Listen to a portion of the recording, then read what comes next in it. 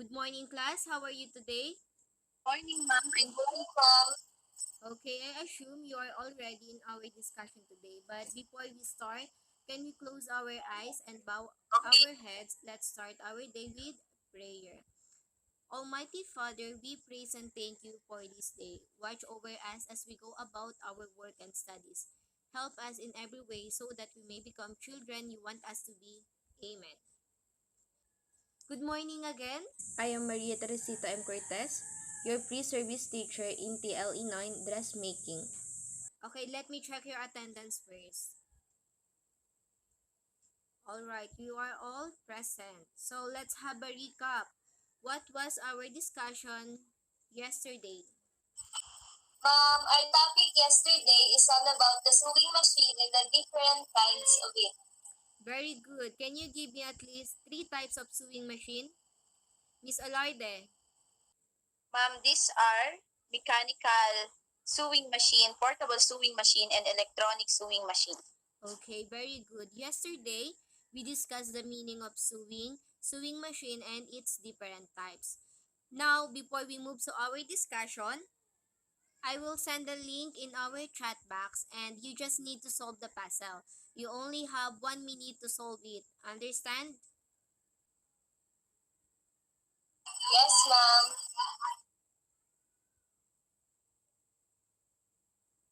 Okay, just check the chat box. You may start now.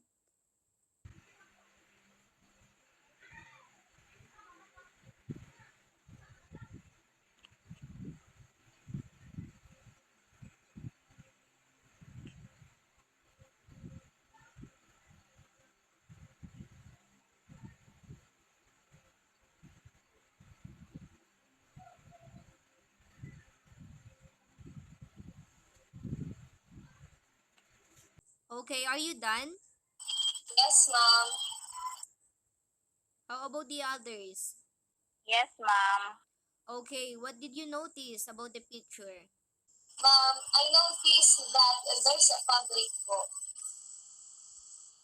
What else? Miss Alarde. Ma'am, Okay, Miss Joyce, you recognize. ma'am, there is a pin cushion. Ma'am, also a collage photo of tools and equipment in sewing. Okay, very good. Also, there is a tools and equipment in sewing. You are all correct. So let's start our discussion. Our topic for today is about parts of sewing machine. Our objectives. So at the end of the discussion, the students are expected to number 1, identify and classify the parts of sewing machine. Number 2, explain the function of parts of sewing machine. And number 3, identify the proper usage of the different tools and equipment. Can you follow? Yes, ma'am. So as you can see, it is the parts of sewing machine.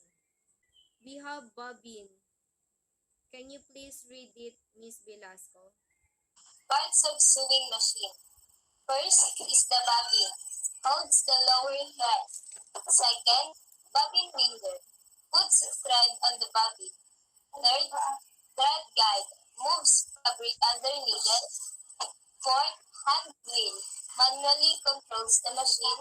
And the fifth is the pressure hook to hold the fabric flat. Can you please read it, Miss Traves? Parts of sewing machine.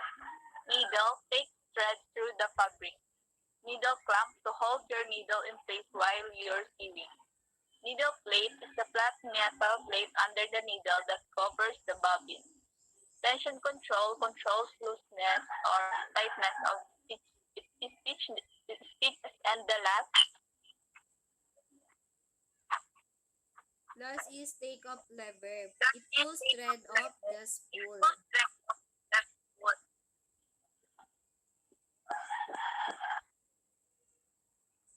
Okay, Pete Dog, can you please read it, Miss Alarde? parts of sewing machine. Feed dog moves fabric under needle. Reverse stitch lever makes the machine work. Stitch sector engine machine straight.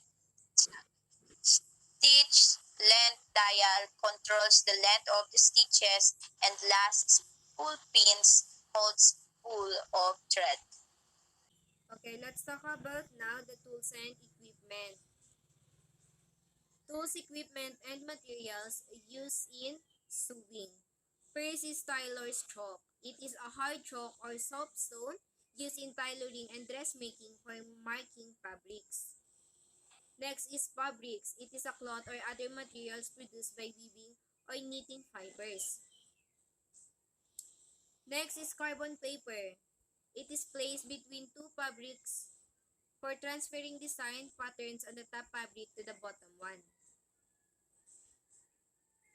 Pin cushion is used in sewing to store pins or needles with their heads protruding to take holds of them easily, collect them, and keep them organized.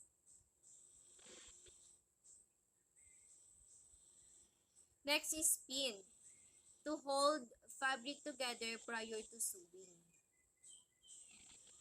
Next is tracing wheel. It is used to transfer markings from sewing patterns onto fabric with or without the use of tracing paper and can be used to make slatted perforation.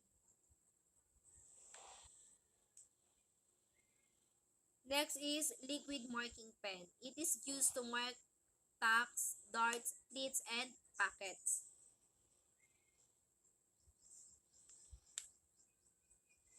Scissors, an instrument used for cutting cloth, paper, and other thin materials. Snaps are often one of the very last steps to sewing project. It is like a button. Needles, a very fine slender piece of metal with a point at one end and a hole or eye for thread at the other.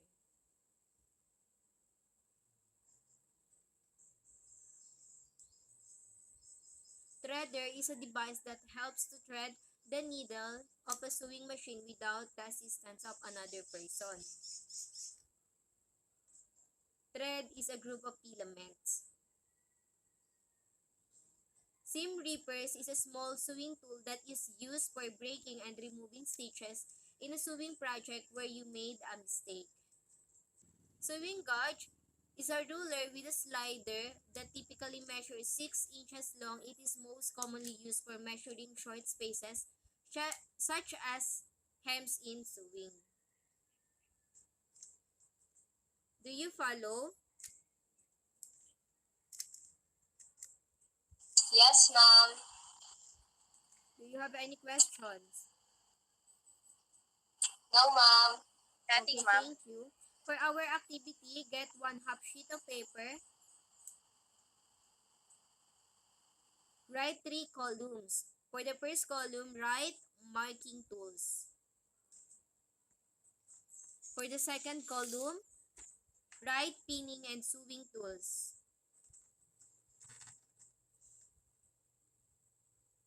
For the third column, write materials. Okay. For the instruction, I will say a word or phrases and you will write it whether it is a marking tools, pinning or sewing tools, or materials.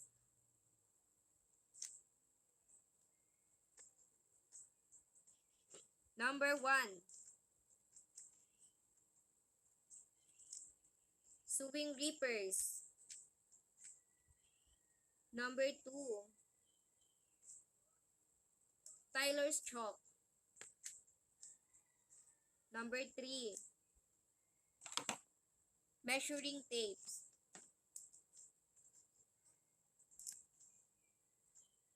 Number 4, pin cushion. 5, fabric. 6, sewing gauge. 7, threader. 8, thimble. 9, thread.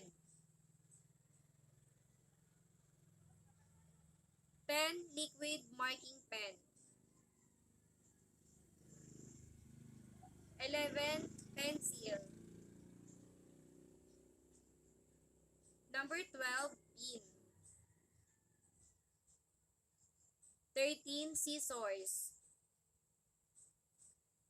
14, sewing needle.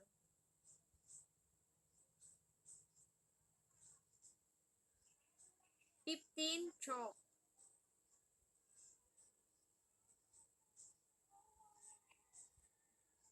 16, tracing wheel. 17, carbon paper. 18, wax chalk. Last, snap.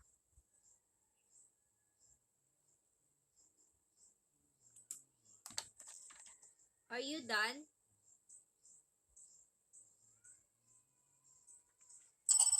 Oh, yes, ma'am. Okay, so what is the importance of knowing all these parts of sewing machine? Is it important?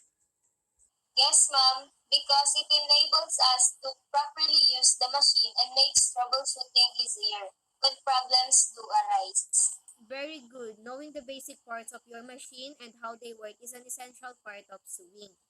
Now, why is it important to know the right tools and equipment in sewing?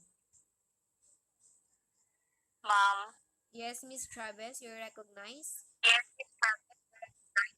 it is important to know the different sewing tools and equipment because if your clothes accidentally rip off and you're running out of time, you'll know how to immediately sew it using the proper sewing tools and equipment. Okay, so now, how important are the proper use of tools and equipment?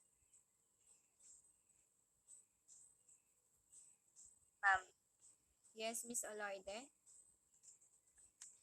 each tool is precisely designed for a specific purpose, so choosing the correct tool will also decrease the amount of effort required to get the job done right without causing damage to either the equipment or the surface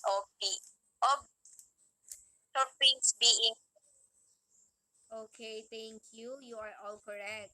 So in conclusion, our topic is all about the parts of sewing machine and the tools and equipment. So it is very important to know the use and function of parts of sewing machine. And ganun din sa mga tools and equipment. You need to know so you can better understand and it is beneficial to you. Now, what is the most important parts of sewing machine? Ma'am, Yes? I think all the parts are important because each one has its own use and functions. Is it important to know all of this? Ma'am, Yes? of course, ma'am, like what you said, it is beneficial to all of us.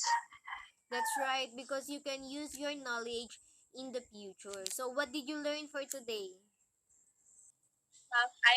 I've learned the use and functions of parts of sewing machine and the proper use of tools and equipments in sewing. Okay, very good. So, get a paper. Let's have a quiz for your evaluation. Number 1 to 5, give me at least 5 parts of sewing machine. 6 to 10, give at least 5 tools and equipment.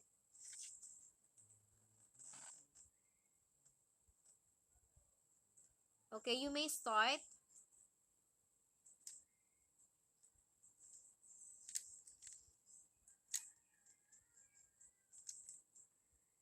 Okay, are you done?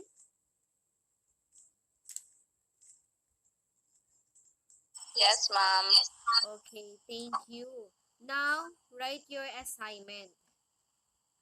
For your assignment, search the basic hand stitches and each step.